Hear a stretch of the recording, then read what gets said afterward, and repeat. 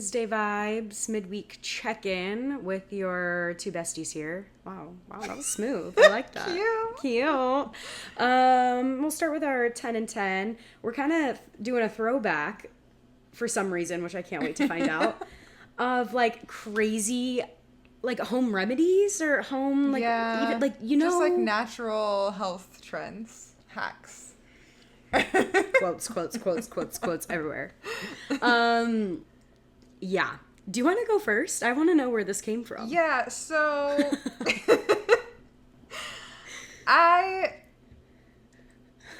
it's marketed now as not what it was on Pinterest, which seems like more toxic. So I was at the farmer's market. People love beef tallow. You know the thing? Yeah. It's like you can cook with it. You can also rub it all over your body. And I was like, oh, like this smells nice. Let me try. Beef smells nice? Beef tallow deodorant. My armpits are burning. I don't know. I was using it and now my armpits are on fire. This is not where I thought this was going to go. Yeah, I don't know if it was like farmer's market beef tallow deodorant. So who knows really what's in this? There's no real like ingredient list. It has a cute little like cow packaging and I spent money on that. So I was like, why? And now burning pits. You know, we've talked about this. Everyone on the planet has talked about how natural deodorant just doesn't work. Yet I still try. I know. I really don't want to get cancer in this day and age, but it can't be smelly either. Or burning. So, interesting. Wouldn't recommend San Diego Farmers Market beef tallow deodorant for your natural health hack. But, I won't be doing that. I hate natural deodorant. Beef tallow, I'm not a fan of either. I just I can smell the beef. I can smell it. Yeah. Anyway, mine is banana peel on my teeth. I used to rub banana peels all over my teeth, and I will still Pinterest told me to do it. I don't know. They said it was supposed to lighten natural whitening. I guess there's still some. I've seen this be a thing. I see people do it. I've heard people talking about it, and it's just really back then I would do anything. I don't think I would. Maybe if I was desperate. Sorry, I'm gazing off at our bananas. If I'm really desperate, I'll go over there. But no, I can't believe I did that. I didn't know that was the thing that you banana peels on the teeth. Yeah. That's interesting. Yeah. Well, did you ever do egg whites on your face? Yep. And you just smelled like an egg and it was gross and sticky and I literally, my next one is turmeric and honey. Why? On my face. Why? What was I doing? Trying to tint myself yellow? What? For what purpose? Yeah, I guess honey do? I guess because honey has its own, I don't know. Don't come for me. I know that honey has all of these powerful things or whatever that it does. But I guess the mixing of that with the turmeric. Interesting. Is a pimple stopper. I don't know what I was doing. And then also when you were going through your old Pinterest thing, you said the coffee scrub thing too. Yeah, did that. That was crazy. It was so messy. So messy. And smell I love the smell of coffee, but smelly like that, coffee ground smell, coffee ground smell all over the shower. My mom hated when I did it and I was like, cellulite, Mom. You don't understand. I'm ugly. Meanwhile, my thighs are the smallest they've ever been. Also, this is not related, but we were just going through our Pinterest board. Back in the day, I found one where tape measure. Someone literally had a tape measure on their thigh, and it's thinner thighs in 7 days. How incredibly sad. 7 days is crazy. Yeah. And it's probably 10 squats. 15 clamshells. Literally. 20 donkey kicks. Do this every day for a week and your thighs will be 10 inches in circumference. disgusting. I can't believe it. I just love that on ours, like scrolling, just like the torsos that I had of just random women's torsos that I would just pin on my board as some sort of like motivation, like to look at and be like, yeah, like completely different body shape, height, skin color.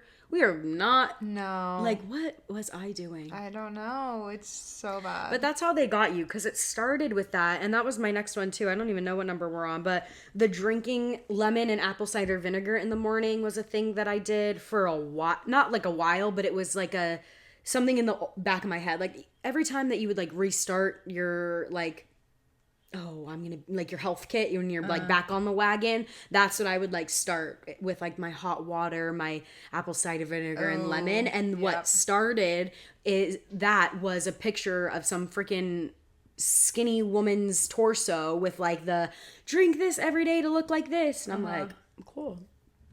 Yeah, I would take a shot. So much. I would take a shot of apple cider vinegar. Gag it down. I had it in my dorm room in college, actually. Yeah, I'm gonna be sick. Sorry. Like under your bed. Yeah. Oh, okay. I really can't. I'm gonna be ill. No, it's so gross. So also, I just did this, but like with the bottle up there. Yeah, like just like that. Now we both have done it.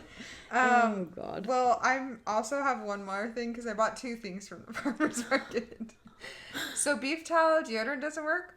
Also beef tallow sunscreen. I actually burned myself more than I have if I just didn't even wear sunscreen. It was like a magnet for the sunscreen. I'm guessing because it's fat. A little oil. like just rub on your body. Yeah, it was sold to me as sunscreen, and I put it on when my mom was here. It smelled great. Whatever little like scent they put in there got fried. And I was like, okay, so that doesn't work. Yeah, maybe the natural stuff just isn't for you.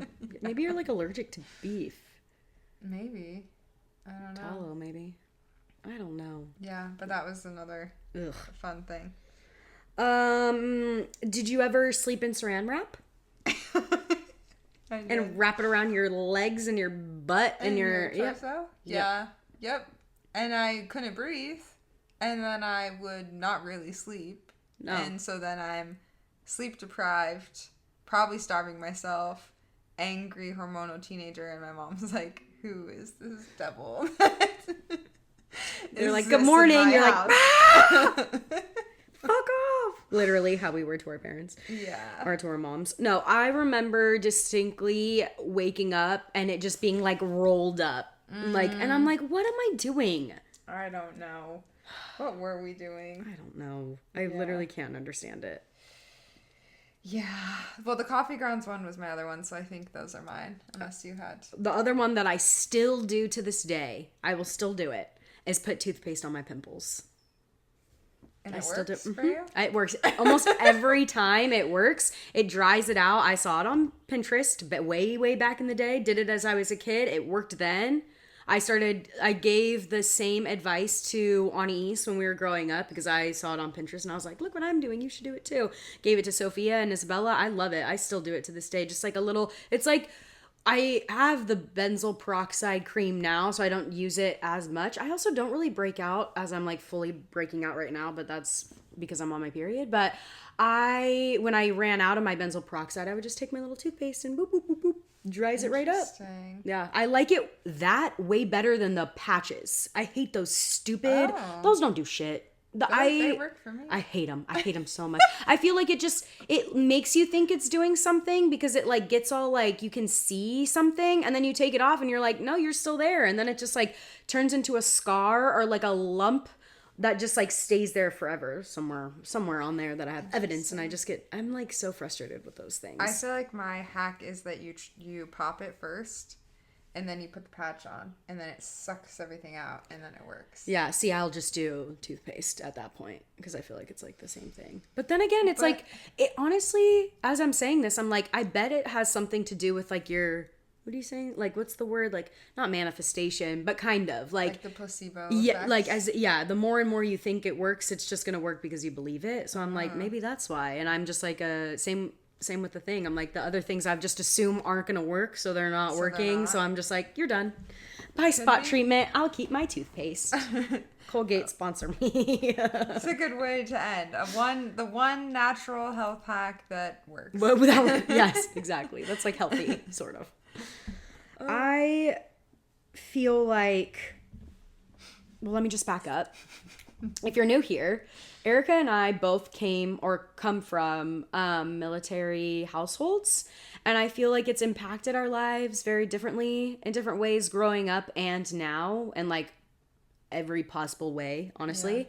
And so we just thought we would talk about it a little bit. But I wanted to ask, because I didn't ask when we were talking about the episode, did you have something in mind on why you thought about this topic? We can cut this out too if we need to. But I think just a lot of stuff has come up recently in dating, as far as like maybe things that are triggering for me, and or like, I guess, looking at how I was raised, things that I'm like, I appreciate this about being raised from like maybe stricter parents or like a military upbringing, or things that I'm like, I do not want this in my life. Get away from me. And I think it's just it's just something that's been on my mind because well, it really, like, as soon as you said that, again, like, it was definitely something we could talk about forever.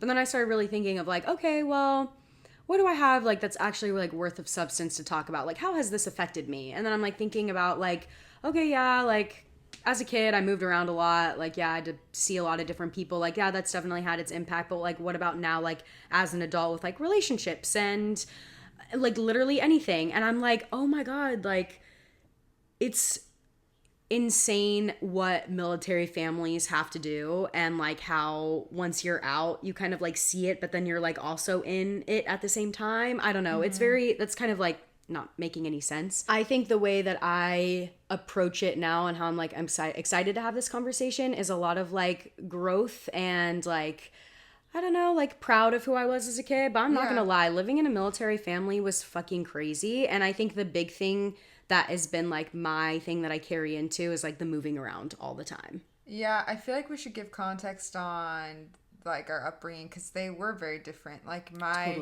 your dad is in the Marines, you moved around all the time. I think my dad was like in the reserves, went active duty to deploy. I moved literally once. But I think maybe a similarity is that like both of our dads were just gone a lot. Mm-hmm. And I do think I've always been very independent. Just as like, even as a kid, my mom said that the moment I could like dress myself and do my hair, I was like, get away from me. Don't help me. But I also think like having a parent that's not around a lot, not by like their choice necessarily, does force you to like pull yourself up by your bootstraps and figure it out and like get it together. Because we're both from large families. I mean, yours is like way large, but like pretty big families. We're both the oldest, and we are both come from families that are also too like just the dynamic in the house is like, I guess, I mean, maybe that's not very military specific, but like similar-ish dynamics in the house outside of religion, and then an absent parent. Again, like no, not on purpose, sort of. I don't really know. It's like a weird way to like look at it, but I really do think that we were kind of like thrown in as one does, and as like eldest siblings have done from the dawn of time of like, no, I want to like help and also like maintain my independence, and like I almost like you almost become a parent yourself in a way. I guess like the two biggest things in my mind that are impacting my life currently are dating or just relationships in general. I feel like I do better when they are not around.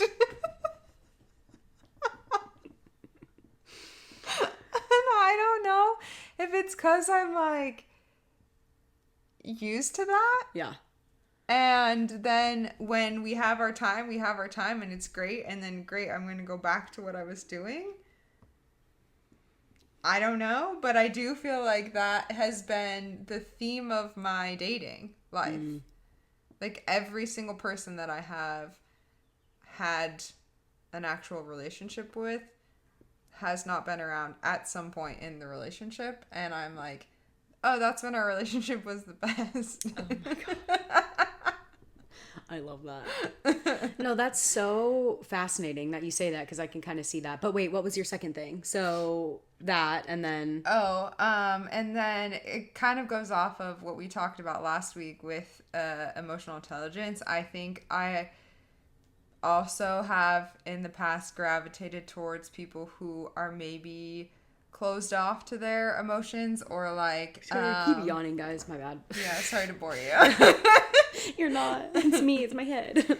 No, I think just like maybe people who aren't very, like, are good at blocking off their emotions, which I do think, like, you're kind of trained to do that in the military. Like, you can't be making decisions based on emotion, and you can't be, like, getting caught up in emotion and caring about people's emotion. Like, you really just have to not care, which is, like, a whole other topic, I think, of reintegrating people when they come back from deployments, and like why a lot of times it just gets harder and harder. Aside from like the experiences that they have, I feel like Totally they get into this zone where they're like not, it's drilled into them not to be emotional or be in that tune with that side of themselves. And I think the more time that they're in the military, the longer that they experience that and don't like do work to get back to it, is like difficult. And I don't think my dad listens to this podcast, but I do think like I have seen him change so much in the last like 5-6 years, to where I'm like, oh, you do have that side of you. That's crazy. I just thought that didn't exist. But it's like, because he's not going on deployments anymore. He's not doing those things. And I'm like, interesting. Oh my gosh. Crazy. Yeah. Okay, I have a few thoughts. The first one is like the depressing one, and I'll get it out of the way really quickly.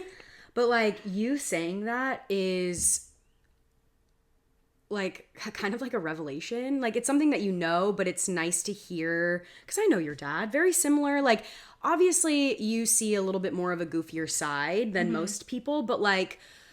very, I don't know, just like your typical kind of scary dad. Both of our dads are, I feel like. And I could not agree more with the change in everything, honestly, in like since stepping away from deployments. Truthfully, like I just think that that's crazy. But then another like depressing thought, or like just thing that we can discuss as time goes on, is why there's no like training, or I don't know, the way that I will not go on a huge tangent about this, but like the way that we treat our military in this country is crazy, let alone like the veterans after that. So like seeing that play out in real time in a person that you like love and care for and has cared for it and seen this is just really wild, especially now like in the civilian world for a long time. Like it's just so different. And I look back and see like how like my life was like in a literal bubble like all the time, even though I was moving all around. Like it's just, anyway, not making any sense, but I just think that like that itself is just so sad, because like what of opportunity for help in my life, in my family's life, like if that was given to him, you know, it would have like our lives would have been like a lot different. So that's the depressing thought of just like, wow, military, and how sad it is that they go and do all these things and then come back.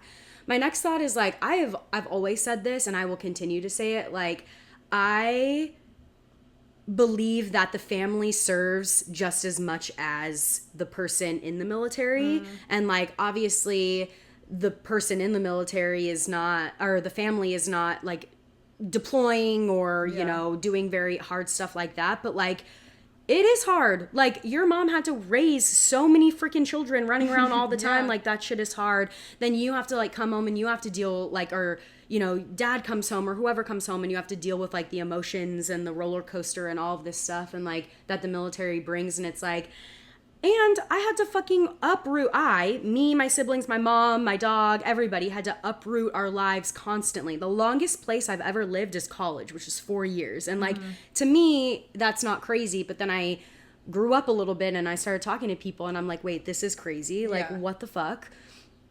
And I just like fully believe that the family serves and is right there alongside them. And so when I see, it's kind of like my like feminist power sometimes, like when I see a family of like a military family and like, because I was a part of it, like I do like respect the troops without getting like super political about it. But at the end of the day, I'm always like, and thank you for your service to the mom. Cause I'm like, or you know, the partner or whoever, or the oldest fucking sibling who you can easily spot who it is. Because I'm just like, thank you. Cause I'm sure a lot is going on in there. Yeah. And then the other point that I had to make of just like, actually to the topic of what we're talking about today. Wait, those were all. I know. I just mean like not so more depressing like outside, more on like my like how I see it in real time like in my life as an adult now, and how you were saying just like how you see it in relationships and things like that. I don't really see it in relationships. I have like my own issue with relationships outside of the military. I'm sure those will arise whenever I get into one of those things. But I'm flighty and I am avoidant and I never want to stay anywhere. And when things go bad, I immediately want to leave the situation, leave the house, leave the state. In fact, leave the country, which I've done before. So I think that like I have a tendency to run away and like literally run away. But then like in every aspect of my life, I'm like, this is too hard. I can't face this. So I'm just going to get on out of here. And I think that it also like, I think about my friendships too. Like I don't know, we've talked about this so many times on the podcast, and I really think that you and the podcast has helped, but like I never knew how to be a good friend because consistency, that person that you see all the time, like I never had those options. Like my friends are my sisters because those are the people that I saw every day. Like my friend was my mom, even though that was tough, you know, when we were in high school. Like I felt as a child, as a youth, I didn't really have those skills. So I think I carried a lot of that over into my adult life, and thankfully now feel like I'm trying to like practice a little bit. But it's crazy that like at almost 30 years old, I still have to practice making friends. And I know that that's not like, I'm sure a lot of people can relate to that, whether you're in the military or not. But like as a military family that always moved, like that pertains so much to it as well.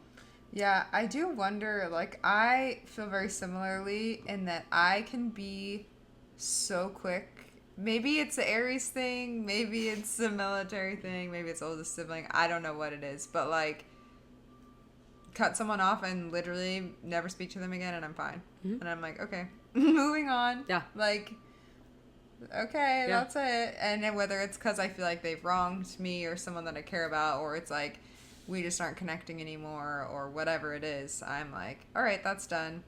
On to the next thing. And I do think like that, I think about my dad and I think about like his ability to maybe compartmentalize things, which goes to the emotional side a bit. I think it's like a strength and also like something I'm trying to find, like when is that the right move and when do I need to like actually lean into the emotion and think about how I'm feeling and what it is that I want to do. Because I feel like you and I are similar in that we can, let's just take camping for example, how you made the whole list of like where you're going and what you're doing, and like maybe I don't really do that, but I think we're very similar in that Ellie's responsible and I don't tell anyone anything. Well, that's different. Like when you went in Latin America, like you were were you telling people where you were? I hope, actually. No? Oh, great. Never mind. I would tell my parents after I did things. Like, oh, this is where I went, by the way. They're like calling the Colombian police and you're in Mexico. And they're like, oops. Oops, wrong country, guys. No, but I was going somewhere with that. I do think maybe not in traveling, but we both have like strong organizational skills. Yeah. And the ability to like pull it together and step into like leadership or like taking charge of a situation. And I don't know if that's all military or oldest sibling or whatever it is, but I think that plays a role in it because there's this, like, I'm sure you've seen your dad at work. I've seen mine. And he just like puts on this persona of like, this is what's happening. This is what you do. You go here. You go here. I don't give a fuck what you're saying. Like, this is what's going on. And I think we can both also do that. Yes, definitely can. I have so much to say on that, but the other thing that I wanted to talk to you about as you were saying that is, how would you describe your like need for control? Because as you were saying all of these things, I'm like trying to think like, okay, where else is this playing in my life? Like, what other aspects? And I'm like, I think that we had so little, and I'm throwing you into it too because I feel like I can, but I feel like we had so little control of, or felt like we had so little control of our lives because, I mean, well, you also had religion, so you were very strict within like all aspects of your life, but like when there's so much restraint at home, I think as an adult, I'm now like, no, I'll control. I got it. Like, I will do everything. And I think we already have this personality trait anyway. And so throw all of that into the mix. I'm like, even my mom, like, I just had this, like, need to, like, control everything as a kid. Like, I wanted to know, like, where we're going. I need to know X, Y, and Z. Tell me everything right now. And now as an adult, I'm like, the independence and the controlling and everything is, like they're all like seeping like this, and I'm just like, oh my god, like, Ellie, let it go. And it's really hard. It is. Although I do think like in the recent years, maybe because I held on so tightly, I'm just thinking of an example where I like planned this date. This was back in like high school, maybe, or early college, and nothing was going to plan. And if you remember last episode, how I mentioned a temper tantrum, I lost my shit. And I was like getting so angry. I was crying out of anger because nothing was going right. Like, I wanted to do this thing. We were going to Apple Hill, which is this whole area in California. And like, I had the day planned, like step by step, this is what we're doing. And he was like, why are you freaking out? Like, this is still a good day. I don't understand. And it's like, I didn't even tell him what the plan was. Only I knew what the plan was. And he's so, I just remember him being so confused. And after I cried and like calmed down, I was like, why? Like, for what? Why can't I just like let that go? And I do think that has been, I do think I have let go of a lot. It's been a huge thing with work that I've had. I still like triggering. Like, I'll get riled up inside around things. But I do think with like traveling and stuff, or with I guess it's because I've allowed other people to prove themselves in a way that they can get stuff done. I think when I don't know someone, I'm like, no, I'll just do it.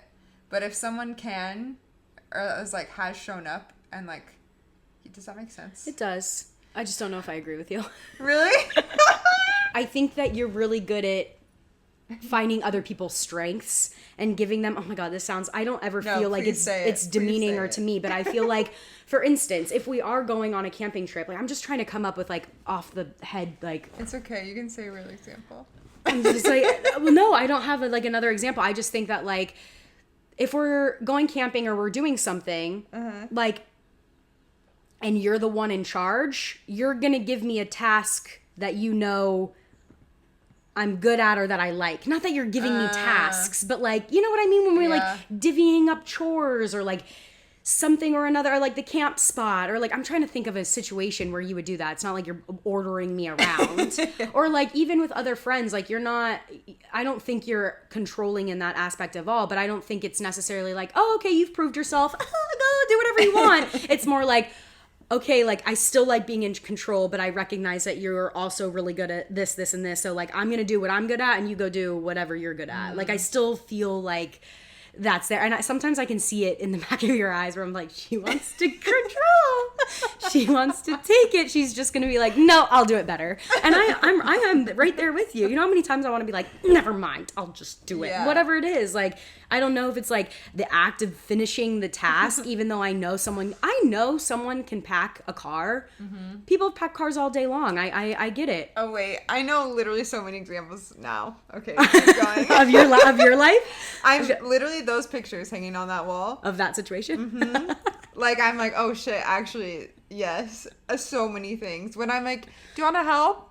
You're doing it wrong, actually. I'll just do it. It's fine. Yeah, and it's so tough. And like both my parents were kind of like that. Both of them were just like, okay, try it. My mom was a little better, actually a lot better, of like, no, let them figure it out. But like this, like, I don't even know, not anxiety, but just like frustration of just like, no, don't touch. I'll do it. And like it seeps into everything. I mean, I tell you guys, this goes right into what we were talking about last episode, but like I truly feel that like being in a relationship makes you a better person. It's really tough, but it's going to show you all of the ugly sides to you. But like, I don't have to worry about controlling because it's me, baby. Yeah. Like, this is all I got. I don't have to worry about like, my thought about packing the car before you said that is like, I like packing the car. I will be the person that does the Tetris. I will do it. No one will convince me otherwise. I don't care if unless you're my dad, you get to pack the car. But other than that, like, I'm sure you could do it. Yeah.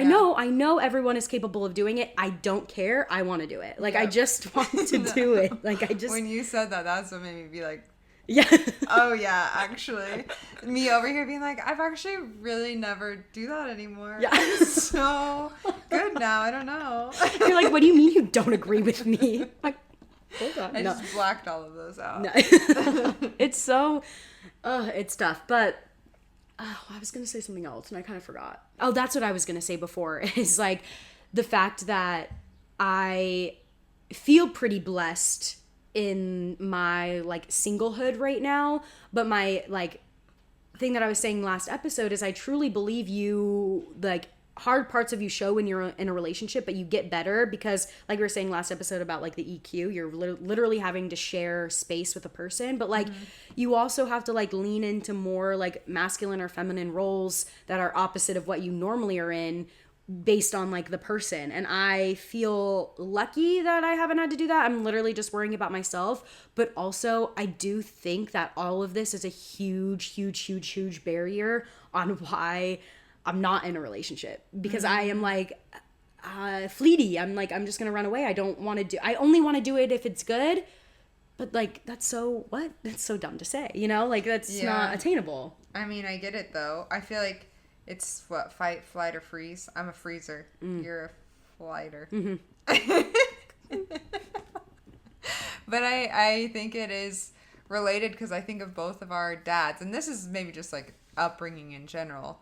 I feel like I wouldn't say he's a freezer, but he definitely is like very stoic. Like if my dad's angry, I'm like terrified because he's silent. Oh, interesting. And then the voice comes out. And then the bomb explodes. And then I'm like, ah! Yeah. But you know that it's coming. You know it's coming, and you're like, okay. Yeah. How am I going to navigate? Shit, I'm still doing the wrong thing. Ah! Yeah. And then, yeah. I also think, too, like a big piece of my life is structure. Like, I cannot exist without structure. And I think a lot of it has to do with just like, the way that we were raised, but I think the way that we were raised, or the way that I was raised based on a military, very routine, very like everything had a place every time, like dinner was at this time every time, and it was just like, I think just the military played such a big role in that. And like, you can only imagine just like, oh, another thing, the workouts. When I was literally snatching a bar, like CrossFit at 11 years old, who the fuck am I? Like, that was just our ritual. And like, I'm very grateful for it now because like, I think back and I don't think either of us, I don't think, well, you're a little different because your mom is crazy, but I don't think I would have the like hindsight to take care of myself and like be as active as I am if I did not have that background. I do think like I'm trying to exclude the fact that like my mom has always been very active, always a runner, always outside. My dad always outside, very active when it comes to like mountaineering or hiking, backpacking, things like that. So that was always a part of our life. But like exclude all of that other stuff and just thinking military, like running, pull-ups, push-ups, like all of the things. We would literally go do the obstacle course, like as like haha fun, like go take the kids to the playground, and it's like the logs that all the men are like jumping over, you know. And I'm like, it's funny now, but I'm like, wow, that was a huge part of my life. Yeah, I'm glad you brought that up because I feel like for me, yes, that was, and also just the fact of like if you fail, you fucking do it again. Yeah, like it's not, there's like a no quit mentality. That I do think very much stems from the military, which can be toxic, maybe, but I also feel like it has helped me a lot in my life of like, all right, I just have to do it again and again and again and again, and it's like I gotta get better and improve, and it's this like constant need for like improvement and just like showing up for yourself and also for other people. I think that is a huge thing. Of like, you made that commitment, you got to do it, type thing. Sports and stuff. Oh man, sorry, I did not mean to interrupt you, but no, that was the end of my thought. Literally just went to Instagram, trying to pull up Pinterest. Immediate thumb goes to Instagram. I came across this like little graphic on Pinterest, of course, because it's my everything, and it goes back to what you were saying about the fight, flight, or freeze. And there's also another one called fawning. And so I'm just going to read you a few of these descriptions and tell me what you think. So fawning can look like lacking boundaries, having a hard time saying no, needing to please other people, feeling guilt, shame, or self-anger, difficulty identifying your feelings when you're alone, looking for others to tell you how you feel, highly concerned with social acceptance, codependency and getting taken advantage of in relationships, feeling a lack of identity, pulling aside your own beliefs for others, feeling scared and share your own opinion. In conflict, you immediately try to appease the other person. So like, I don't think I see myself in all of those, but there were a few of them where I was like, oh, like I see this. I resonate with this, like what's going on. And I think just now that I kind of had this mindset of like military life, I think when you have a parent specifically, well, either way, if you have a parent that is not home all the time and they come home, like my dad, both of our dads are very like high masculine energy men. Both of them have always been, always will be. My mom is a little bit more like feminine leaning, on her softer side. I think in the military, like when you have this many kids, like you do have to have a little bit more of like a sit down, shut the fuck up. And I think both of our parents do. Yeah. But when my dad was gone, it was arts and crafts. It was nails. It was spa day. It was literally my mom, me, 3 sisters, and my aunt. Yeah. Like women on women on women on women on women. Sounds bad.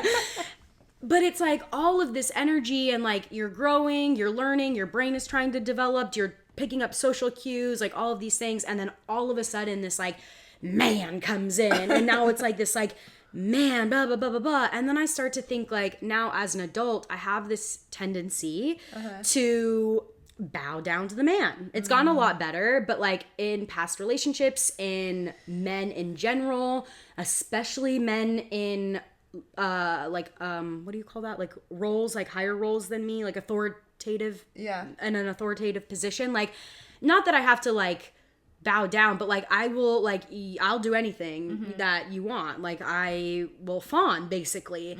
And it's just interesting like how now I think as a kid, the pendulum on one end was very like, no, I need to control, very strong-willed, very like blah blah blah, all of these things. And then my like negative side would be to like free or to run away or let it go. And I think, yeah, that's transitioned into my adult life now. But now that I'm seeing this like fawning thing, I'm seeing a lot of this happening as I go over. And I think that's like that pendulum swinging back of like, I had all of this like weird, and this is just my thought, I don't even know if this is true, but like weird energy dynamic in the household that I couldn't really figure out where I was because my brain was still developing. And then it's like now in this side, I'm seeing how I'm now reacting to almost a very similar situation, but I'm reacting to it to completely different. And I'm just trying to understand that. And I don't know, it's interesting the background of like what a military life does to like your development. But I just think like the like needing to please others, lack of boundaries, like putting your own beliefs, like all these things, I'm like, God damn, like that's a lot. I mean, I do think that's like a great point of like you are experiencing like one type of parenting and then another parent comes back and then it is kind of like this. I feel like everyone's like, oh my gosh, they're home, like this is bow down, which like yes, but also now it's like, oh, okay, now we're on this type of parenting focus, and it's difficult to find the balance between the two because they are like you experience one for a bit of time and then it's like, oh, now suddenly we're experiencing the other, and like which is right, or like who am I trying to appease? How because it's not like they're together the whole time and you're getting like a unified front necessarily. Maybe flight isn't my only response to these crazy things that are happening. I think fawning is more of that, and it just kind of like really depends on why. And I thought I had it all figured out on the flight piece because I was like, okay, dad was in the military, he does this, that's why. And now I'm seeing this fawning piece and I'm like, I wonder if these responses and the way that I'm able to handle my life is this pendulum swinging back and forth because of the way that like we have one parent and we're adapting to their methods, and then the swinging back in, and then the like praise. It was just really weird dynamic. Anyway, that's, I think I said it better the second time around. Yeah, I feel like there's a lot to unpack just in our upbringing in general, but I've just been thinking a lot about how it's playing into my life right now, and I'm glad you called me out because I'm like, I didn't mean to. No, I literally am, because I think sometimes I'm like, oh, I've worked past that. Like, I'm not that, because I think about my literal dramatic freakouts, and I'm like, I haven't done that since college. And then I'm like, well, I've still reacted poorly. Maybe not the best way. So there's still unlearning to do, and things to work on. But it's just interesting when you have, like, I think a lot of people right now in life are really trying to unpack their childhood. There's all of these buzzwords and self-help and da-da-da-da-da. And I think that Erica and I just find ourselves like, okay, like, that's great. This is all very helpful, and I appreciate all of that stuff and listening to podcasts. But it's like, not all of it is relatable, because when you come from a different background like the military or like Mormonism or something that's very extreme and different and not the norm, it's like adds a whole extra layer, and it's like, I don't know, you kind of have to unpack that as well alongside everything else, and it's just a lot. So I'm really glad you brought this up, like, as a topic. Thanks. I feel like I needed this. No, this was good. You provided some revelations. I feel like I forget too that it is like part of my life, and I feel like this only really happens, like, I have the conversation all the time when I like meet new people of like, where'd you grow up, blah blah blah, but like I don't really meet a lot of new people that, you know, are talking to me about my childhood. So I like forget that that's how I grew up. And now I'm like, you said that, and as I'm processing these like journaling thoughts and all of these things, I'm like, oh shit, duh. Like, no wonder why I have so many issues. Yeah. No, it's fascinating. And I just like, I mean, my dad doesn't listen to us, but I do think that like I do have a soft spot in my heart, not only for like the people that serve outside of the political realm. I do think it's just a very weird dynamic, military and fighting and all of that, but I like get it. It's like necessary, I guess. I don't fucking know, but the world we've created, the world that, yeah, exactly, is interesting. But I do think that, like, you know, I talked to my dad and he's like, I literally had nothing else to do. Like, I had no money. His mom was poor. There was so much going on, and he was just like, I didn't want to go to college. I didn't know what to do, so that's what I would have done. And honestly, like, I was low-key considering it. Thank God I didn't, but like, I understand, like, if I, like, not to gender but like if I was a dude at that age, like I would see the appeal, and then all of a sudden you're in this, whatever. I won't go into it, but I do have a lot of respect, but I have even more respect for the families that are like right alongside them, the girlfriends, the wives, or husbands or boyfriends or whatever, like the kids, the siblings, all of that. It's just fucking crazy. It's not easy on any front, on any side. Not at all. And I think, I don't want to like... And to my point, no, but you saying like your dad didn't know what else to do, I think that's just kind of like my big hope for the military is like you have these young, impressionable people who literally don't know what they're doing with their lives coming into a system that doesn't provide the support for them to like develop a mental like maturity, emotional maturity. You just like, you're molding them, yeah, literally into these people, and then it's like now we see our parents kind of unlearning and being like, whoa, that was crazy, and maybe they're not having that exact revelation, but it's just like, I think that obviously the military is a huge part of the United States, and I would just hope that we can get resources and like maybe rethink the system, a lot of systems in general, but if you're in there, good luck. I literally am like tearing up right now because I was like that with like you saying, we're just gonna go back and forth. We'll never end. Of just like, oh, like having our parents unlearn it. It's like literally you saying that. I'm like, I wanted it to interject and be like, yeah, hear your parent laugh, like laugh again, joke around, make a silly voice. It's like those things were there, kinda, but now it's like I don't need to get emotional about it, but it's crazy. It's crazy to look at this person. I don't know. Yeah. I know what you're saying. We don't. Yeah. Love you, Dad. Thanks for all you done.